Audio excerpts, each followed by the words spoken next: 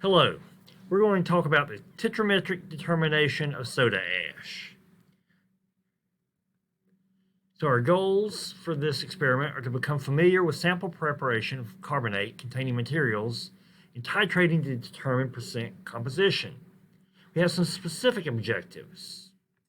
We want to determine the concentration of our HCl standard solution, and we want to determine the percent sodium carbonate in an unknown.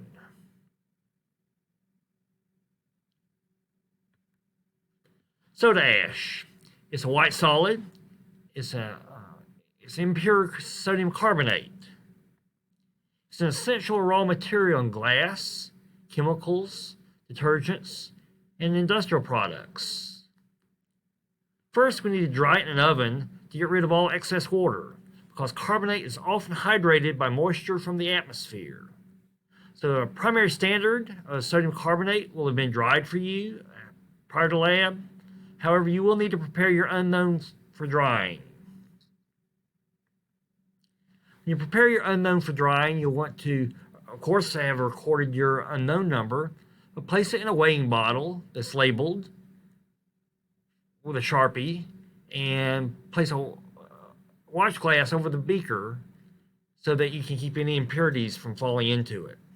Once you've dried it for approximately 2 hours at 110, 120 degrees, you can then put it in your desiccator to cool. So sodium carbonate is also known as washing soda, soda ash, or soda crystals. It's got a formula mass of 105.99 grams per mole, and that's in the anhydrous form. All the water has been driven out.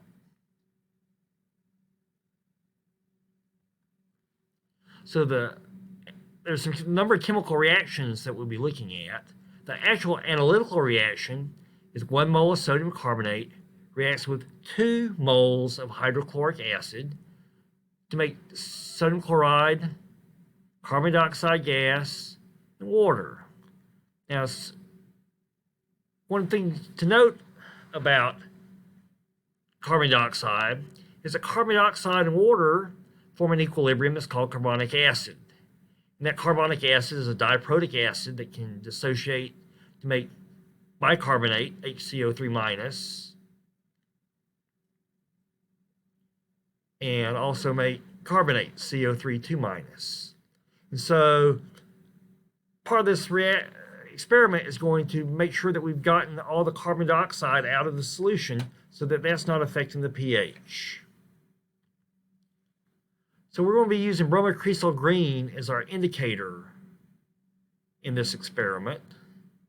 And so it's blue to begin with when it's basic in regards to its pKa, and just normal tap water would give it a pH high enough to give it a blue color. It's going to then go through a green transitional color on its way to yellow, which will be our endpoint.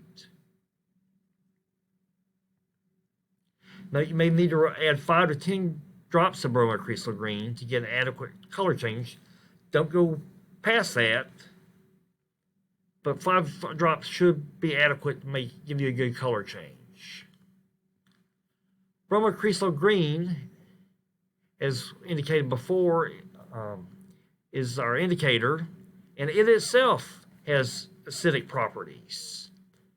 It has a pKa of 4.8.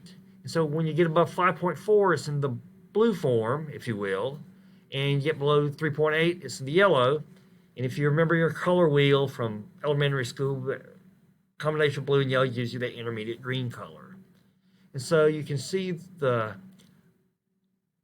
structure of bromocresol green in the upper right, and it actually has a bicyclic form in the crystalline form with the sulfate group.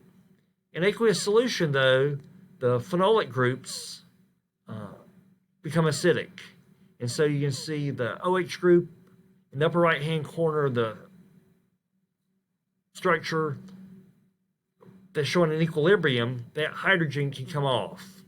And then it has a resonance structure that it makes. And so that hydrogen coming on or off changes the electronic structure of the molecule and hence changes its color.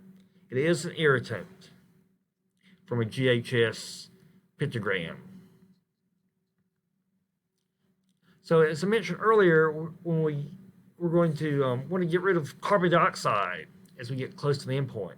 So when you get close to the endpoint, we're going to boil the solution. How are we going to know we're close to the endpoint? It's indicated by the transitional green color. And so by boiling, this drives the reaction backwards to remove bicarbonate from the dissolution of carbon dioxide. And so the principle of Le Chatelier. Since we will have heated the reaction, you'll want to cool it before you finish your titration.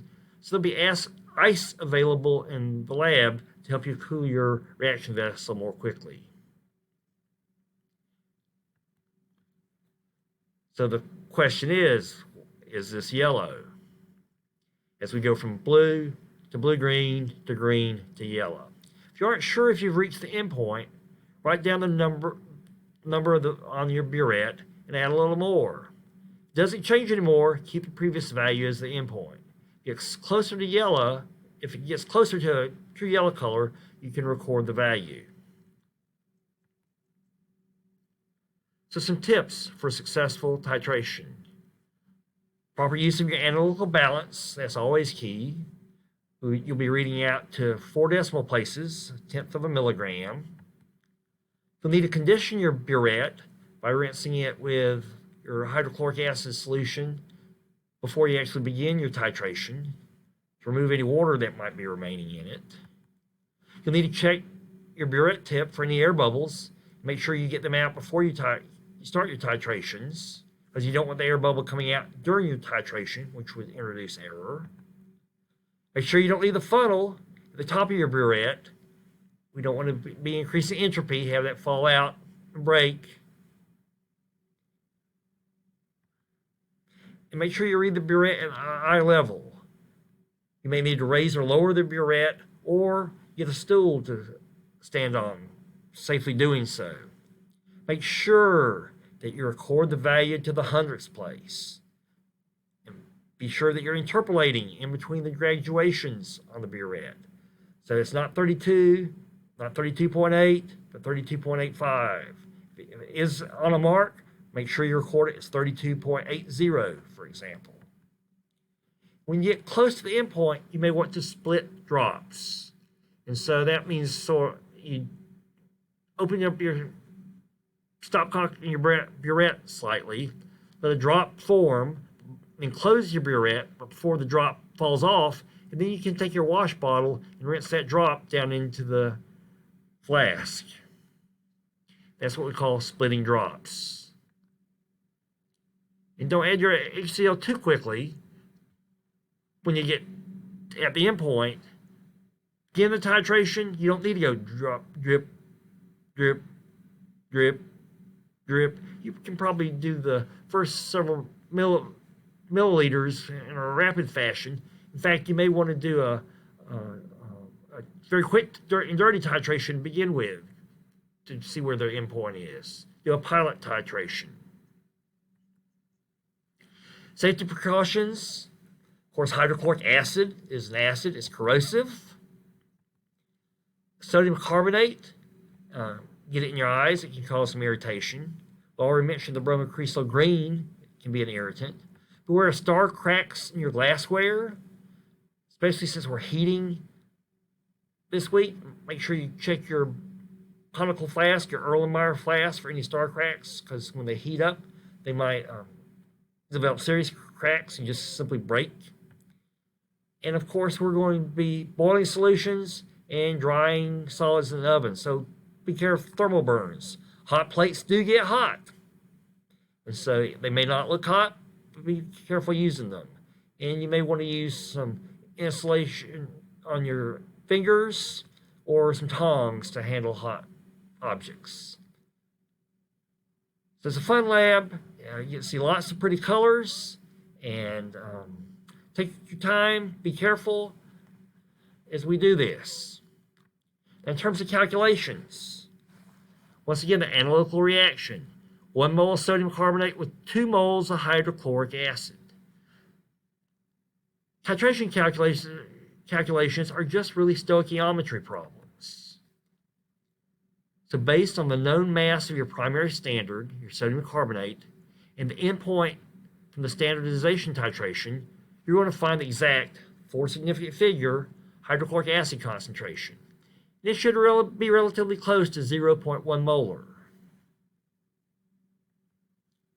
Then, based on your exact HCl concentration and the endpoint from your unknown titrations, you'll find the mass of sodium carbonate that was in the unknown. Using the total mass of the unknown used in each trial, find the mass percent of sodium carbonate in your unknown. So that's the goal of the experiment, is to find the mass percent of sodium carbonate in your unknown. So we're going to be using some Thorne-Smith unknowns. These are produced commercially. And so you'll make sure that you record your unknown number in your lab notebook as well as in the logbook that is in the lab. And so once again, we're trying to find the percent sodium carbonate. So it'll be the mass that you determine of sodium carbonate in your unknown divided by the total mass that you weighed out of that particular trial for your unknown times 100%. Your answer should be between 15 and 55%. And when grading, this is why you need to be careful. Say you had a value of 28.55, and the certified value from Thorne-Smith was 28.28%. So we're going to determine your relative error in parts per thousand. So the relative error is the difference in the two values divided by the certified value multiplied by 1,000, which would be 9.55. And then we'll take that and subtract it from 100, and that would be your grade. So you say you're only off by 0.3%. That's really pretty good. Well, you can do better than that. The science behind this and the technique development that you get, some of you will be able to get very close to 100% on this. And so it's very important that you be careful in doing your analysis. And so it's important to get an accurate standardization of your hydrochloric acid.